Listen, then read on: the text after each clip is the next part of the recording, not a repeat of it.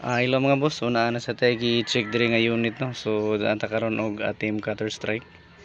So diri sa tagahapon so natay gi-check karon lain na sa niya tong gi-check. So 64W pero nan turbo. So mo ni siya nga unit mga boss ah. So ang problema ni once nga mo init ang makina so nag low power o niya engine shaking.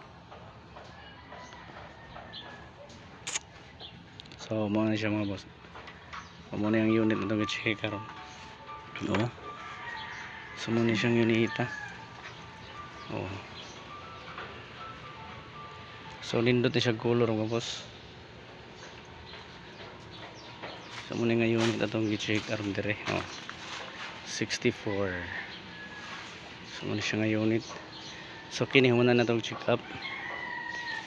Kini siya mga boss mo na ni Suzuki Palit. Then kini siyang usama na sa itong check up gahapon kini. Na-check up na ito gahapon kini siya ngayon nila.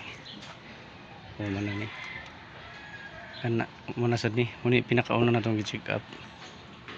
Din sunod kini. Kini siya itong sunod gi-check up mga boss. So after ito kire na sad. Kini na sad ngayon ito. So ipakita ang suod. So mo ni siya mga boss atong gi-check so atong gi-listag tensioner bearing. I-listag oxygen sensor. So mo na itong na-diagnose sa unit. Ipakita niya mo sa. Oo. So nice kay color. Anindot sa kay kapolstery.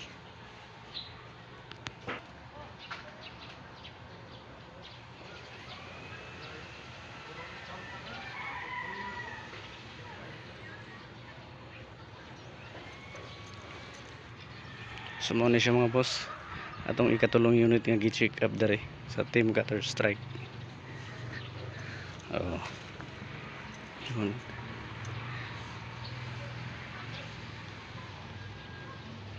So kana siya man na nag-check up kini. Muna tong pinakauna gi-check up so kini mo ni karon tong gibalikan. 64W. All power. Ni siya nga unit. So dara ito gikuha ang oxygen sensor oh. Kay init kainit so nag low power nakakuha siya og low power oxygen sensor. So ato ni siyang gikuha karon para mapalitan og bago.